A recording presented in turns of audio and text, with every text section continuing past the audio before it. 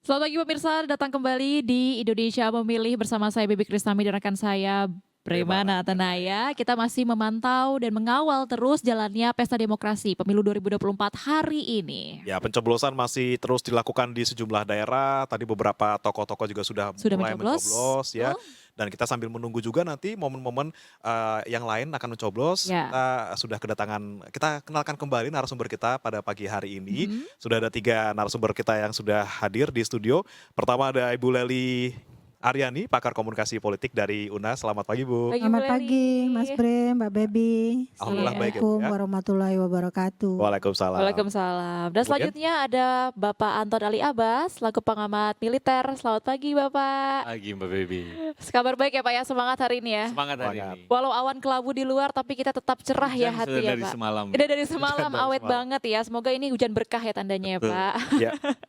Dan Ada ketiga selanjutnya? ada juga Ibu Monika Kumalasari. Halo, selamat pagi Mas Bre, Mbak Baby. Selamat Pagi. pagi. Bu Monika ini adalah pakar gestur dan juga mikro Mikroekspresi. ekspresi. Jadi aku takut nih Baby sebenarnya ngeliatin Iya Bu kita Monika. kayaknya lagi Kita lagi dinilai nih kayaknya. dipantau di-judge ya, gitu dianalisa ekspresi dan gestur kita nih Bre. Nanti mungkin setelah acara selesai kita tanya ya sama Bu Monik ya. Betul. Kita akan ngomongin soal hari ini nih Iya. Bapak dan Ibu. Kan memang hari ini adalah yang kita tunggu-tunggu sejak 5 tahun terakhir kemarin ya. Tahun 2019 kita sudah melewati pemilu juga. Nah saya mau tanya dulu ke Ibu Lely dulu nih. Bu Lely ini apa sih bedanya kalau Anda lihat situasi politiknya, komunikasi politiknya para capres dan juga cawapres ataupun para caleg. Bedanya di tahun kemarin sama Tahun tahun 2019 ya Bre ya. Tahun Dan tahun 2019. ini apa yang Apa, Bu? bisa Anda lihat dan menjadi pembeda Ibu? Ya, bedanya ada beda, ada samanya. Jadi bedanya itu hari ini calon yang bertarung adalah 3 pasang. 2019 kan 2 pasang. Samanya salah satunya adalah petanding waktu 2019, Pak Iya. Prabowo. Itu yang pertama. Yang kedua itu tentang dinamika komunikasi politik yang terjadi menjelang dan saat berlangsungnya pencoblosan gitu kan. Bahkan sesudahnya waktu itu ya.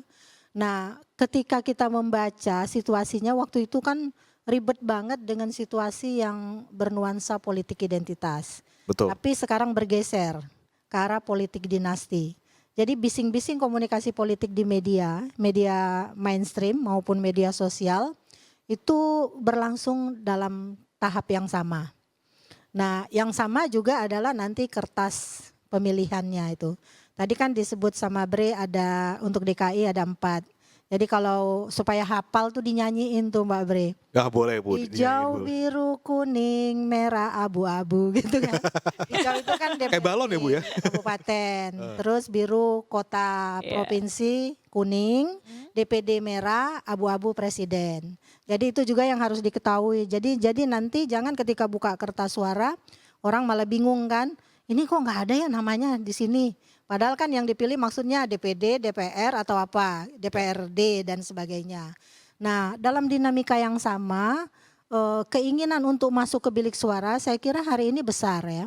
Bukan hanya karena kita itu memang membutuhkan suara kita ini dihargai secara harfiah. Bahwa kita ini adalah pemilik suara yang sebagai rakyat, rata-rata kita itu dipanggil 5 tahun sekali cuma. Kita itu punya hak dan kewajiban. Hak kita memilih, jadi seolah-olah memilih hanya hak, tapi juga dilekatkan sebagai sebuah kewajiban. Jadi inilah yang akan menentukan siapa calon yang akan memimpin kita 5 tahun ke depan. Siapa wakil kita yang bisa menyuarakan kepentingan kita sebagai rakyat. Apakah mereka punya hak keterwakilan atau tidak, otomatis sangat ditentukan oleh hari ini bagaimana kita mencoblos kertas suara itu. Jadi dinamika yang berlangsung hari ini mencerminkan sama dalam kategori lain di 2019. Tapi 2024 tadi bedanya itu ada perbedaan nuansa, perkembangan bising-bising komunikasi politiknya. Ada calon yang sama, posisinya sama sebagai calon presiden tapi lawannya berbeda. Nah ini yang harus kita baca dengan tegas. Perbedaan ini apakah akan menentukan ini kenapa sih calon ini lagi kata orang 4L lu lagi gitu kan. Tapi kan kalau Tapi ada secara yang suka memang menunggu gitu kan. Kapan ya dia jadi gitu kan. Ini tergantung pada rakyat sebenarnya gitu. Ya, betul. Ditambah lagi ya Bre, di tahun ini yang menjadi pembeda adalah sepertinya terlihat banyak sekali kaum muda yang ikut berpartisipasi ya Bu jadi ya. dari 210 juta pemilih ya, 200 juta lebih nih gitu kan. 56% diantaranya ada pemilih muda. Yes. Jadi termasuk pemilih pemula dan pemilih muda. Nah pemilih pemula itu bukan hanya yang berusia 17 tahun loh. Ya, betul. Ada yang umur 56 tahun baru menjadi pemilih pemula, pensiunan TNI, Ya, pensiunan ABRI, itu kan pemilih pemula juga. Nah mereka saya kira karena sudah punya hak pilih, mereka juga akan menentukan apakah mereka melihat background dari calon pemimpin itu berdasarkan karena sama-sama alumni. Ibaratnya relasi patron klien itu juga pasti tetap akan terjadi. Jadi pilihan itu tergantung. Ada beda nih di antara ada strong voters, ada undecided voters sama swing voters. Ya. Kalau strong voter mau diapain juga kita bilang, tetap aja itu pilihannya. Yes. Susah untuk digeser-geser. Tapi pada dua kelompok yang lain itu tergantung pada pola komunikasi, relasi komunikasi, sosialisasi komunikasi politik yang dibangun oleh para pasangan calon dan tim suksesnya masing-masing. nah ini menarik ya. Tadi Menarik. Bu Leli bilang Ya. bahwa ada kaitan tadi antara misalnya soal yang militer biasanya, kemudian ada dalam tanda kutip pengaruhnya gitu ya untuk Ya. memilih pasangan tertentu. Kita ke Pak Anton. Ya. Pak Anton melihatnya seperti apa Pak? Ketika kita tadi melihat ada pemilih pemula yang baru saja pensiun dari institusi TNI seperti itu, kemudian mungkinkah ada pengaruhnya juga untuk memilih salah satu pasangan calon misalnya karena latar belakangnya seperti itu? Sebenarnya dalam kalau kita mau mencermati politik Indonesia ya, politik Indonesia itu selalu politik sipil dan juga partai politik ini mencoba menarik-narik mereka yang berbau militer. Entah itu pensiunan gitu ya, atau juga ada yang ingin memanfaatkan. Kalau hitungan di atas kertas sebenarnya, mau TNI dan Polri itu jumlahnya tidak terlalu besar. TNI sendiri itu sekitar 400 ribuan. Jadi kalau dibanding tadi dengan pemilu 200 juta itu Ya, nggak ada anak seberapa, muda nggak ada dan mereka nggak punya seberapanya. hak pilih. Betul. Iya. Betul. Gitu. Tapi kan kenapa mereka menjadi seksi? Karena mereka tuh ada hierarki komando. Nah itu dia tuh. Dari Ya. atas sampai level desa, kelurahan gitu. Jadi nah itu yang harapannya gitu ya, harapannya bisa ikut dipengaruhi. Ya. Tapi dalam kenyataannya, dan ini yang paling sering terjadi adalah yang bisa mempengaruhi mereka TNI dan Polri yang aktif hanyalah personel yang aktif. Jadi komandan yang masih aktif gitu ya, panglimanya, Kapolri, mereka yang bisa mempengaruhi. Sementara pensiunan-pensiunan ini sudah mulai berjarak.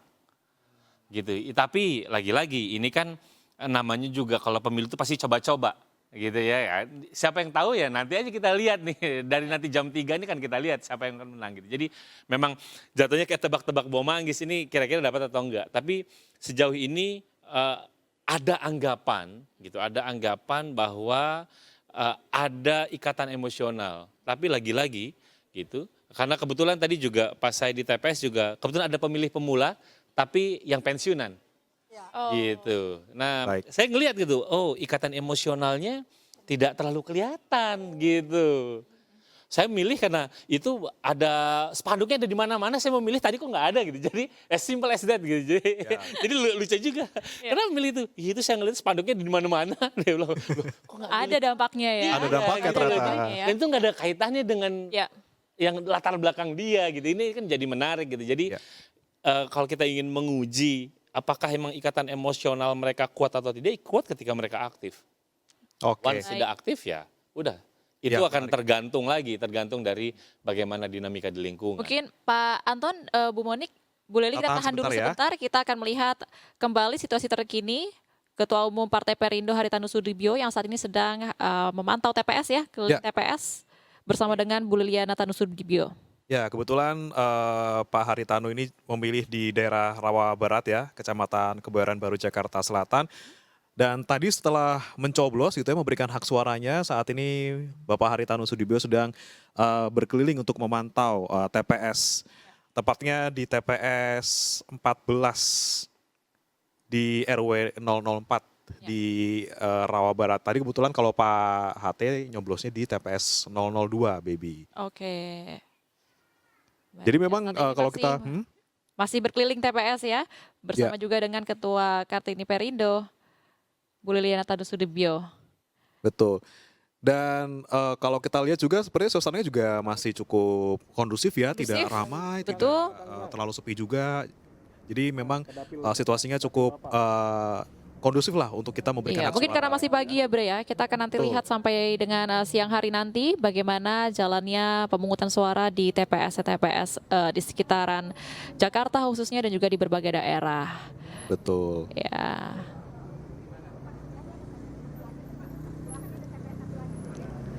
Baik, kita akan kembali berbincang bersama narasumber kita. Ya.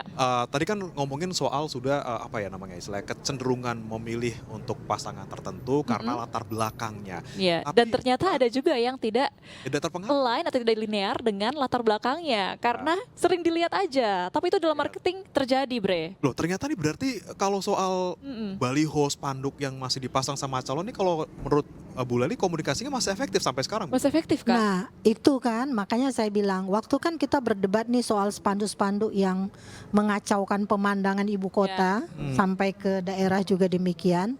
Kan kenapa mereka lebih mengandalkan spanduk ketimbang media sosial? Jadi sebenarnya mereka kan menggabungkan. Spanduk itu dalam teori komunikasi politik itu namanya mere exposure. Jadi semakin sering dibenamkan ke benak pelanggan, pemirsa, itu ada dalam teori pemasaran juga. Semakin melekat.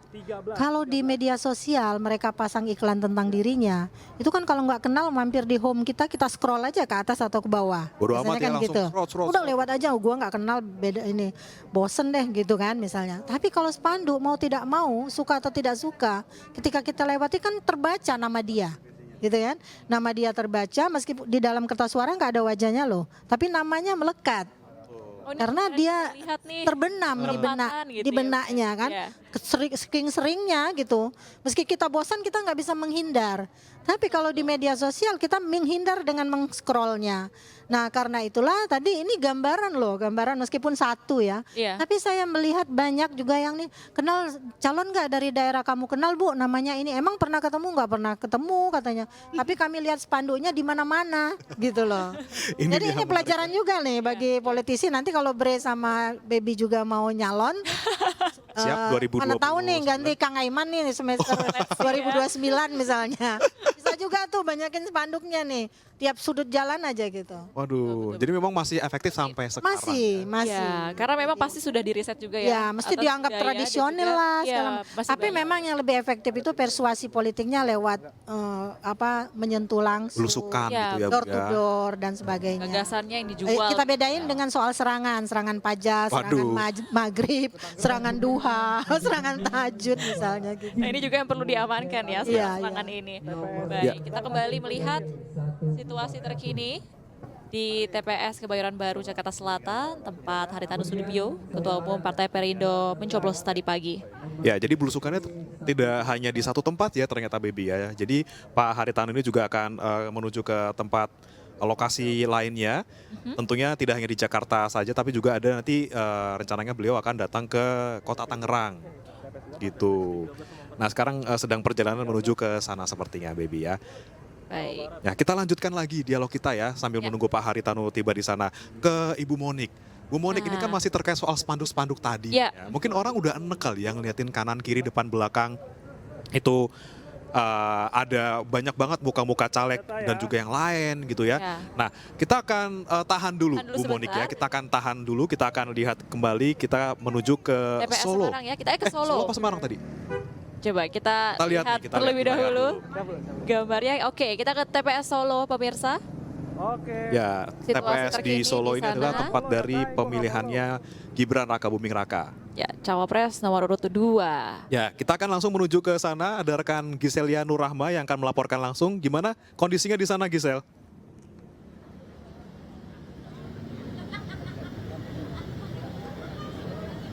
Baik, selamat pagi Baby dan juga pemirsa. Saat ini saya sedang berada di TPS 34 Surakarta, di mana nantinya calon wakil presiden Republik Indonesia nomor urut 2 Gibran Raka Buming Raka beserta sang istri Selvi Ananda akan menggunakan hak pilihnya pada hari ini. Dan dari informasi yang kami dapatkan pemirsa, Gibran dan juga Selvi Ananda nantinya akan menuju ke TPS 34 ini pada pukul 10 pagi waktu Indonesia Barat.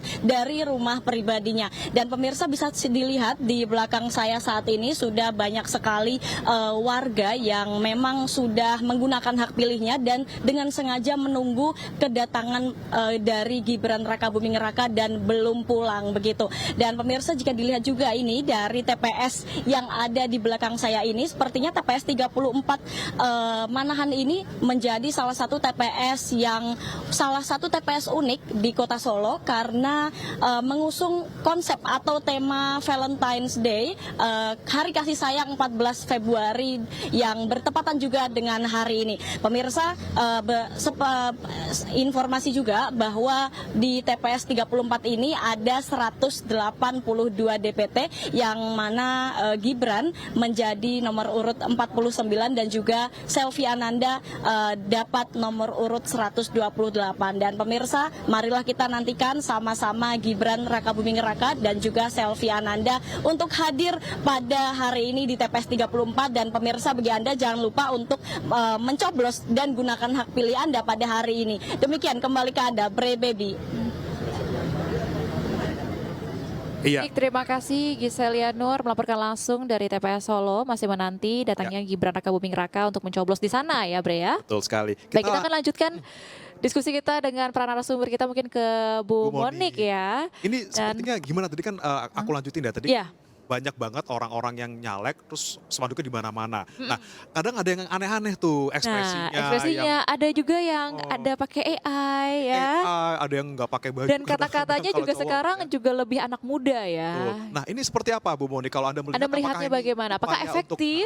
Upaya untuk menarik perhatian juga seperti Nah, itu. jadi kalau kita lihat kalau di para pemilih yang kita tidak kenal seperti itu, memang otak manusia ini bekerja dengan menarik sesuatu yang tidak lazim, gitu ya. Jadi kalau kita melihat ketidaklaziman ini adalah merupakan suatu cara yang dilakukan agar orang bisa attract langsung ke situ. Tetapi ada yang lebih menarik ya untuk kita bahas sekarang ini. Ini yang kan kalau yang paling ramai ini adalah mengenai pilihan 1, 2, 3 begitu ya. Nah, ada yang tidak bisa kita abaikan adalah mengenai universal belief ya. Secara universal, 1 itu lambangnya adalah apa? 1 yang utama, 1 itu adalah pemimpin. Ya. Namun ya, universal belief atau collective unconscious yang terjadi adalah angka 3 itu melambangkan kesempurnaan. Nah, contohnya apa? Kenapa kalau probation itu 3 bulan? Ya? Atau kenapa lampu merah itu 3? Nah, universal belief-nya mengatakan bahwa ada kesempurnaan di angka 3, yaitu lahir, hidup, mati. Nah, sekarang 3 ini miliknya siapa? Ya? Di paslon nomor 2, 3 ini karena Pak Prabowo udah 3 kali. Ibaratnya orang probation ada semua. Ada semua. Di 3 udah jelas ada. Nah, yang di 1 ini adalah collective unconsciousness yang mengatakan 1 itu adalah memimpin.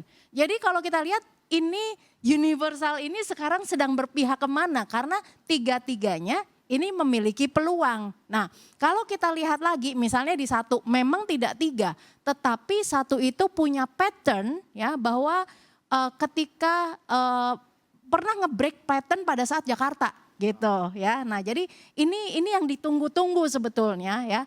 Apakah 1 dan 3 yang terwakili oleh 2 dan 3 ini gitu adalah merupakan suatu pilihan atau merupakan satu approval dari this universe gitu. Waduh, Berarti universal belief ini juga ternyata ini baru kita tahu ya Bre ya. Ya, Mempengaruhi juga pilihan masyarakat ya Bu. Betul. Nah, terutama begini.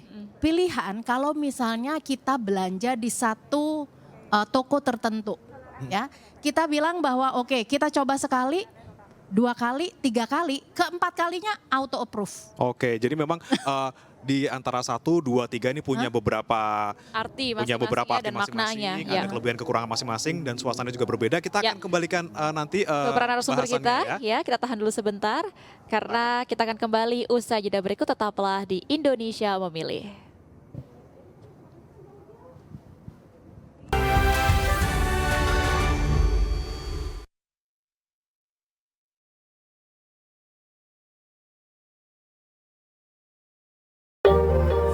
Kulitku belang dan kusam.